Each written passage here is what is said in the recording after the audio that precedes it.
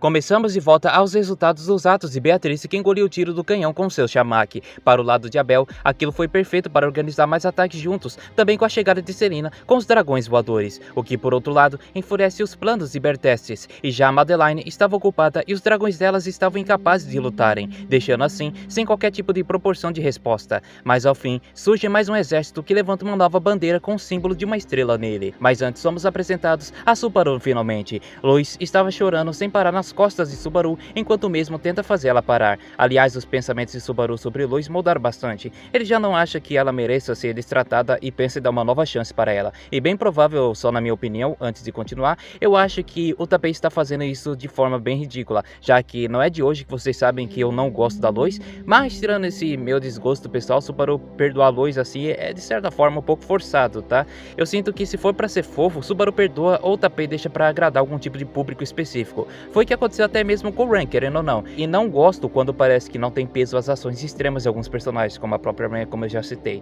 Enfim, Beatriz vai dizer algo a Subaru, mas a mesma é interrompida por Tanza, que acaba fazendo Beatriz a chamar de metida, e as duas começam a se brigar. Subaru tenta parar aquilo, mas meio que não funciona, enquanto o Lois ainda chora. Basicamente, acontece muita baderna. Aquilo tudo só é interrompido com a chegada de Gustav, o qual assusta Beatriz. Não sei como Beatriz se assusta com ele, mas beleza, né, já que no mundo de Rizira aquilo até que é normal, gigantes, feras e tudo mais.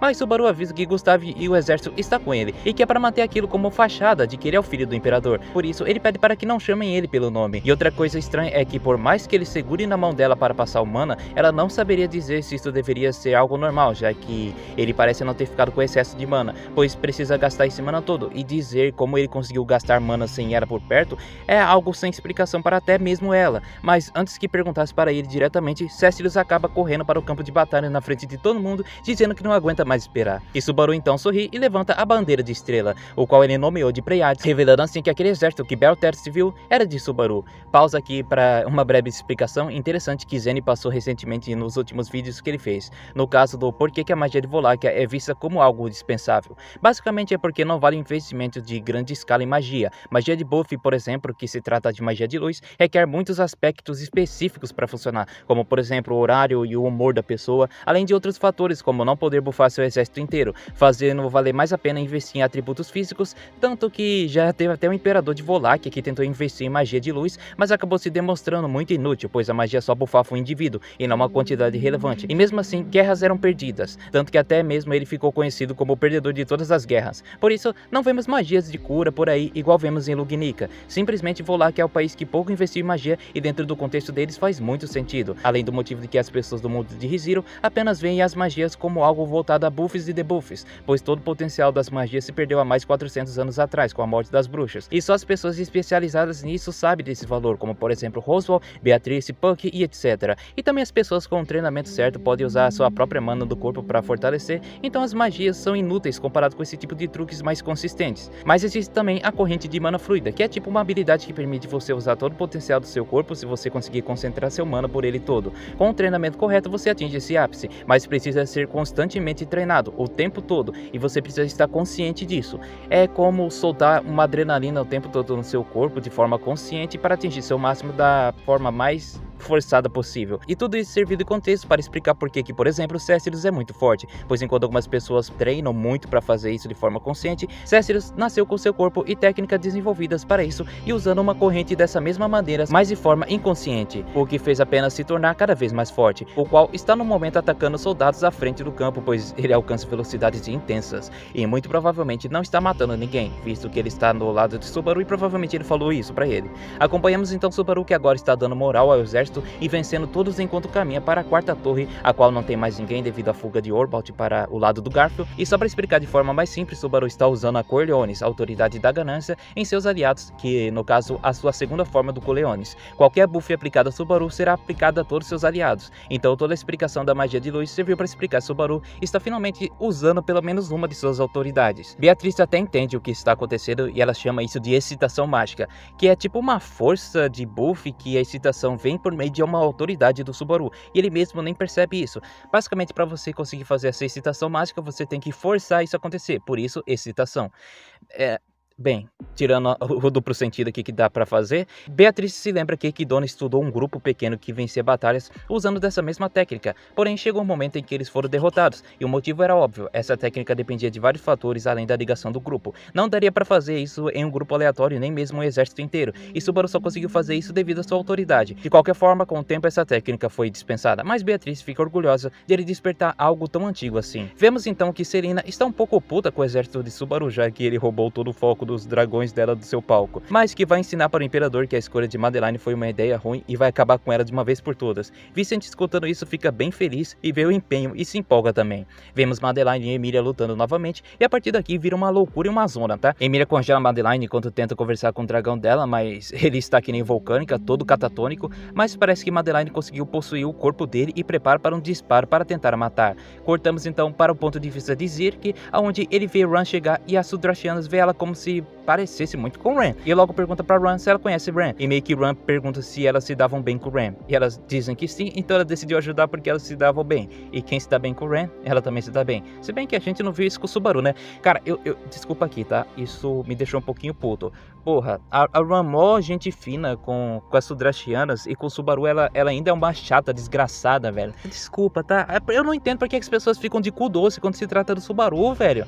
Mas que ódio. Mas bem, voltamos para Garfield vs Orbolt, onde Orbolt envenena o ombro de Garfield, o qual arranca fora com os dentes e se regenera. Orbolt, vendo que Garfield vai ser um problema, resolve jogar um truque muito sujo com algo que se assemelha a uma granada de luz e logo depois fala que vai cortar a cabeça dele fora, mas quando Garfield vai se defender, Roswell grita que o ataque vai ser direto no peito. O Garfield então defende o coração dele com seus escudos, mas ao perceber que era Roswell, ele manda ele se fuder e Roswell murmura que ele deveria o agradecer por salvar a vida dele. Mas de qualquer forma, Roswell sorri e diz que ele tem um pouco de experiência em matar shinobis. Bem, agora o cu do velho vai ser comido, mas voltamos para Madeline e Emilia, que agora se desespera em pensar que não vai se safar daquele ataque lá todo carregado. Mas Mesorea atira, porém o tiro erra, pois ele foi atingido pelo bumerangue que Emilia jogou há bastante tempo atrás. Ela até pensou que ele tinha voltado por puramente sorte, mas na real foi Cécilos que tinha jogado e disse que estava ali para ajudá-la. Cortamos então a cena para uma explicação sobre a origem dos devoradores de espíritos. Eis que se especializaram exatamente nisso, para matar as bruxas que enfeitiçavam até mesmo os espíritos. Sabemos muito bem que bruxa era essa, e sim, se tratava da Carmila. E esses comedores de espíritos tinham que ter uma resistência à vontade rigorosa, pois eles não eram enfeitiçados por resistirem à autoridade da luxúria, mas o processo para ser devorador de espírito requer uma fundição do seu corpo com esse de espírito, e a pessoa precisa do seu cérebro forte o suficiente para não perder o seu senso de si mesmo, pois para se manter vivo, requer que sempre tenha que devorar espíritos em tempos e tempos. Entretanto, se você perder o seu senso de si, você acabará se tornando parte do espírito, e não o contrário. Por exemplo, você se fundindo com o espírito de terra e se tornaria parte dela, se não tomasse cuidado. Por isso, existe um processo de devoção para que alguém se torne o pilar emotivo para esses devoradores de espíritos, pois em algum momento eles poderiam se perder, e com esse pilar existente, eles não se perderiam, pois o senso de servidão se tornaria mais forte. É por isso que, por exemplo, Araki é insanamente doido por Priscila, já que Priscila nesse caso é o pilar dela. Depois da morte das bruxas, os comedores de espíritos pararam de existir, mas o pai de Vincent fez com que essa técnica renascesse depois de 400 anos, e falhou diversas vezes até funcionar com Arakia, a qual ele manteve isolada até entregar a Priscila, tornando assim Prisca o pilar vital para que Arakia viva apenas por ela. E tudo isso serve para voltarmos à luta de Priscila e Yorna contra Arakia, a qual usa o elemento espiritual de fogo para elevar a temperatura do ambiente, enquanto usa a magia de água para atacar Priscila,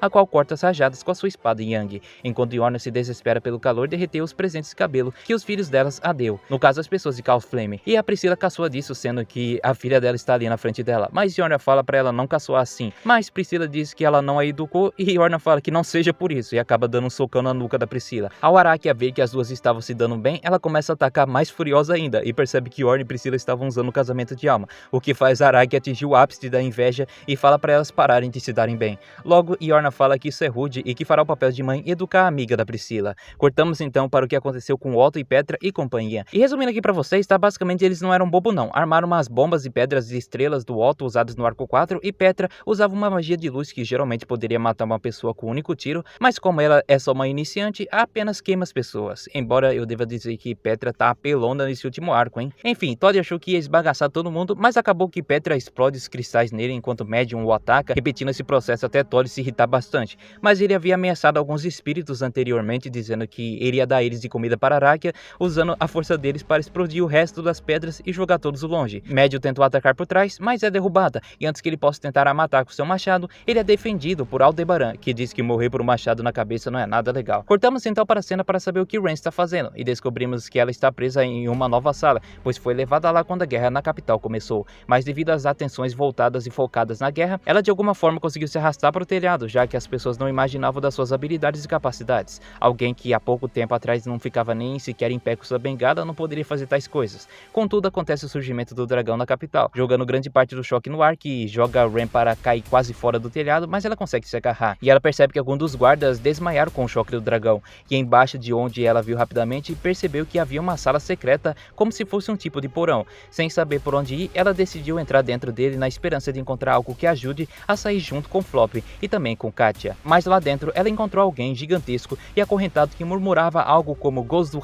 Halfon, e esse parecia talvez ser o nome dele. Muito provavelmente ele também poderia ser um general divino. Ele também murmurava que deveria proteger o seu imperador Vincent Volachia do grande desastre. Falando nele, cortamos então a cena para Vincent, que estava falando com Serena, a qual revela a ele que Subaru não é o filho do imperador, pois Abel nunca demonstrou interesse em ter filhos, ou algum tipo de mulher na vida, e portanto ela sabia desde o início que era uma farsa. Mas no caso pergunta para a pessoa que estava ao seu lado o que vai acontecer se Subaru vencer, entregará o trono para ele? E o mesmo diz que é algo muito cedo para se decidir, isso se vencerem, mas que não é algo que possa se enganar enquanto a isso. Logo vemos então alguém retornar para perto de Vincent e Selina. Esse era Urbic, o qual Selina banha sua arma em tom de ameaça. Urbic fica confuso com essa reação e Selina diz que já viu ele entrar e sair do Palácio de Cristal, e já viu ele com o Imperador, logo ele poderia ser um espião do mesmo. Mas Abel corta ela dizendo que não é um inimigo, e acaba perguntando quem é essa pessoa por trás da máscara. Mas Abel corta ela dizendo que ele não é um inimigo, e ela acaba se perguntando quem é a pessoa por trás daquela máscara, para ter relações assim com Urbic. Lembrando que a máscara do demônio usada por ele muda a aparência e roupas do indivíduo, então ela não sabe quem ele é por trás da máscara. Sim, ela não sabe que é o Vincent. Pois bem, Urbic responde a Selina que o motivo dele estar vivo até hoje é porque assim as estrelas desejavam,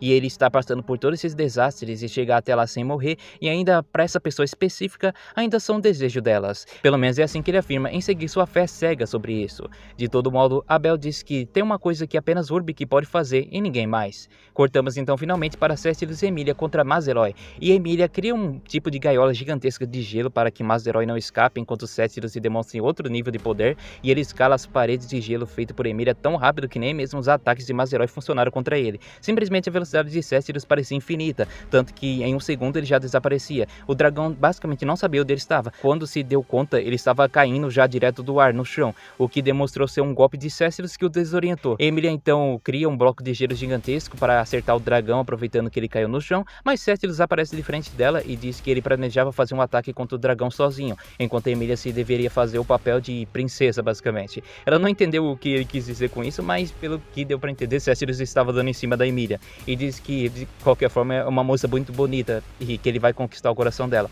Mas ela disse que isso é impossível, já que ela já planejou seu amor para outra pessoa. Céciles então diz que não tem jeito e caminha para atacar o dragão, mas o mesmo rugir jogando os dois um pouco mais para trás. Emília então faz diversas armas de gelos e diz para Céciles usá-las, e Céciles fica impressionado com isso, embora ele prefira usar suas espadas mágicas ainda, mas ele fará uma exceção dessa vez para parecer um pouco mais legal. Céciles pergunta o nome dela e Emília diz seu verdadeiro nome, mas depois ela tenta mudar para Emily. Céciles diz que tudo bem, deve ter um motivo para ela esconder o seu nome, então ele vai levar isso como motivo. Em seguida, Emília diz que vão atacar o dragão juntos, mas antes disso, Céciles diz para ajudar a garota ali na neve, e antes que Emília dissesse algo a Céciles, ele ataca o dragão sozinho, que esquiva das pedras de gelo de Emília, mas ainda é acertado com a lança, abrindo espaço suficiente para que Céciles consiga o atacar. Enquanto isso, Emília cumpre com o que Céciles pediu e vai até onde estava a garota, na qual estava coberta por neve, e quando chegou lá, era Madeline. Emília diz que agora Madeline precisava acordar e acabar com tudo isso de uma vez.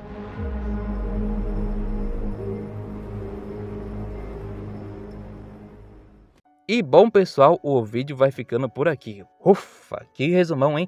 Foi sinceramente um resumo bem mais longo do que o normal. Eu sei que geralmente eu resumo pra vocês de forma bem mais simples, pra não deixar meio enjoativo, já que eu sei que se for pra demorar demais, eu acho que vocês preferem nem assistir. Mas enfim, eu resumi basicamente 4 capítulos aqui por inteiros, e sim, tinha bastante detalhes interessantes. O Tapei tá enriquecendo muita coisa nesse finalzinho do arco. Eu não sei se ele percebeu que ele tá um pouquinho fraco e decidiu atacar coisas importantes, ou se ele sinceramente já planejou fazer isso antes. Eu tenho minhas dúvidas de que não, tá? Tapei não parece o tipo de pessoa que planeja muito bem também as coisas, assim, eu acho que ele vai escrevendo e vai surgindo com o tempo. E acho que as ideias dele têm uns pontos de ligação e com o tempo ele vai ligando os pontos naturalmente. Mas enfim, o que vocês estão achando por enquanto do arco 7? Pra mim esse arco tá nota 7, assim, assim, ó, o arco 6 pra mim é o meu favorito até agora, tá? Ele teve um peso, teve desenvolvimento, teve muita coisa interessante. Mas eu estou gostando também de algumas coisas. Embora eu acho que Itapei deveria parar de ir um pra lá, um pra cá, um pra lá e pra cá, e pra lá e pra cá, sobre pontos de vista diferentes. Eu não quero acompanhar o que será o Otto tá fazendo, o que o negócio tá fazendo. Eu quero acompanhar uma coisa só e depois entender o que aconteceu antes disso. Mas enfim, é minha opinião de leitura. Pode simplesmente não fazer o mesmo tipo de gosto de vocês, por exemplo. Mas enfim, é isso. Conto com o like de vocês. Se inscrevam no canal se vocês não são inscritos. É isso, falou e até mais. E fui.